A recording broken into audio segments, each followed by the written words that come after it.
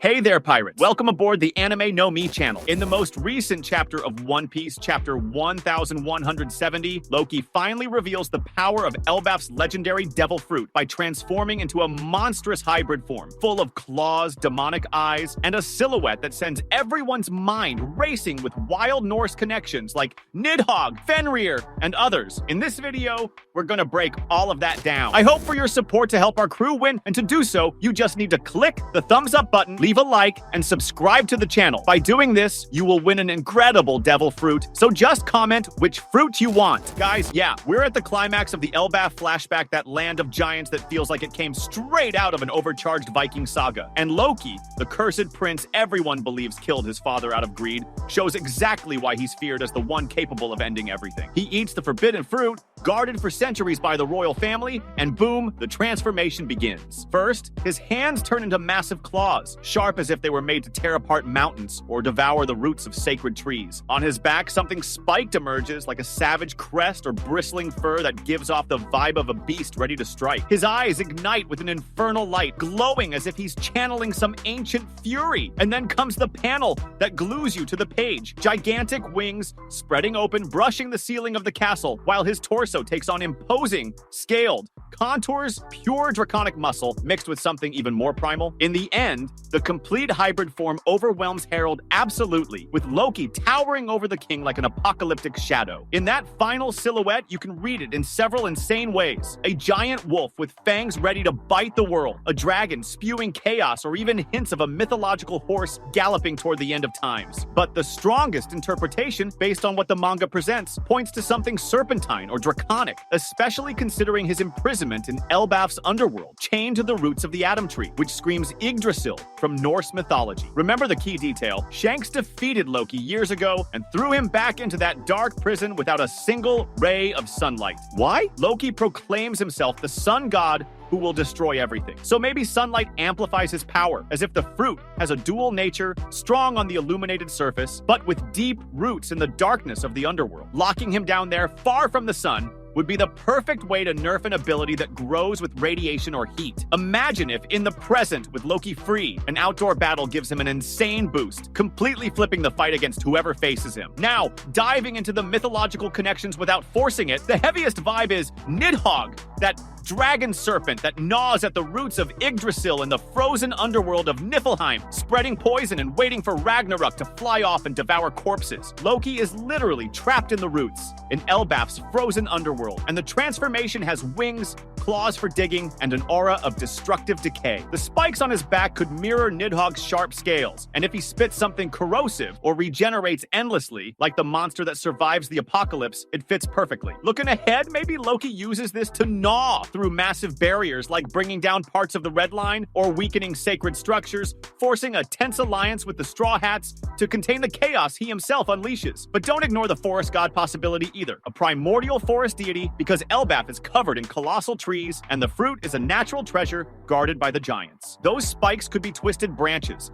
the torso like an ancient trunk covered in hard bark, controlling roots to bind enemies or instantly grow forests as defense. In the manga, with the Atom Tree at the center of everything, a fruit that manipulates nature on an epic scale makes a lot of sense. Imagine this: in a future fight, Loki summoning massive vines to swallow ships or turning the battlefield into a living labyrinth, giving the giants a territorial advantage against invaders. Zakaruga sounds like the name of something electrical, like a divine lightning strike. And if Loki's glowing eyes release sparks or shocks, it could be a storm element mixed into the zone. In mythology, dragons like Nidhogg are sometimes linked to tempests. And with Loki calling himself a solar god, imagine concentrated solar rays burning everything. Based on the panels, maybe there's a charged attack that ignores defenses, electrifying the air around the hybrid form perfect to counter advanced hockey or even devil fruits that resist ordinary fight. Jormungandr, the serpent that circles the world and bites its own tail, is another strong candidate Loki's child in the legends, with an elongated body that poisons the oceans. The hybrid silhouette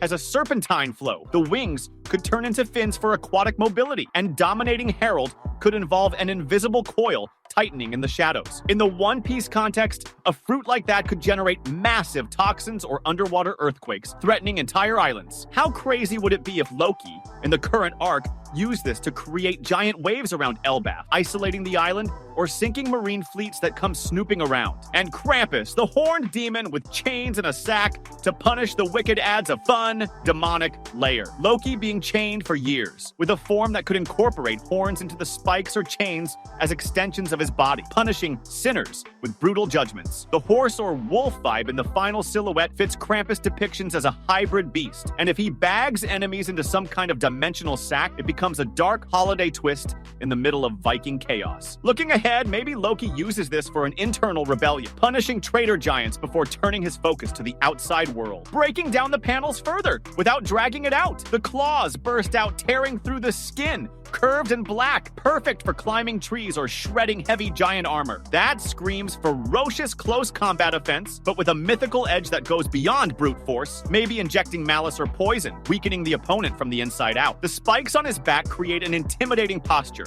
like Loki turns into a draconic porcupine, and in motion, they could be launched as projectile weapons, covering wide areas. The flaming eyes are pure hype. They glow with an intensity that hypnotizes or terrifies, maybe a passive ability that amplifies Conqueror's haki or detects lies, tying into Krampus's judgment theme. The wings beating up to the ceiling suggest free flight, enabling devastating aerial attacks, hovering over battles and bombarding enemies with elemental breaths, whether Nidhogg's venom or Zakaruga lightning. The massive torso, with lines that look like scales or pulsing veins, reinforces insane durability, tanking blows that would drop ordinary Yonko. In the dominating pose over Herald, Loki radiates absolute superiority, as if the fruit elevates not just his body, but his very presence, making giants bow involuntarily. All of this ties directly into the underworld theme. Imprisoned in darkness to contain the power, but now free, the fruit might fully awaken under the sun, explaining his proclamation as a sun god. If Nidhogg is the dominant aspect, imagine Loki flying into the sky after Ragnarok, carrying renewed destruction. Or as a forest god, making life bloom only to later harvest it in chaos. Zakaruga adds electricity for solar storms, Jormungandr poisons the global seas, and Krampus delivers moral punishment at the end of times. The impact on the plot is massive. With this fruit, Loki becomes a force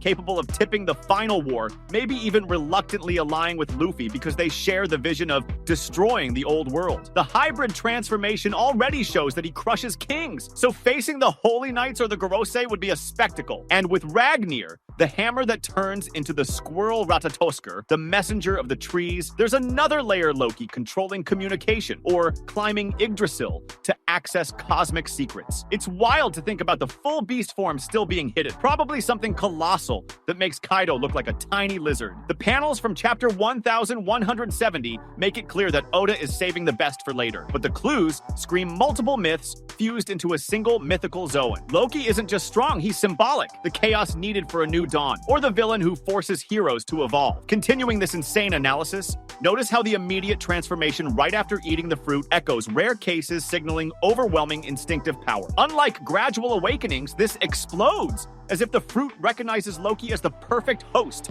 due to his royal lineage. The claws could evolve into excavation tools, gnawing at the literal foundations of the One Piece world-like tunneling toward Reverse Mountain or weakening Maria Joie. The spikes, if defensive, could regenerate quickly, becoming a living armor that counterattacks on contact. The glowing eyes might capture light for concentrated attacks, justifying the sunless imprisonment in darkness, a forced power down. The wings don't just allow flight, they can generate cutting winds or shadows for nighttime camouflage. The draconic torso tanks damage and amplifies strength, enabling blows that crack islands. In the domination pose, the silhouette blends wolf, Fenrir the devourer, dragon, the flying Nidhogg, serpent, the coiling Jormungandr Saus, and demon, horned Krampus, all in one package that Oda clearly designed to be intentionally ambiguous, fueling the hype. Speculating without going too far, the next chapter could show real attacks. Spitting acid that corrodes haki, summoning living roots, firing lightning from the eyes, constricting enemies with an invisible tail,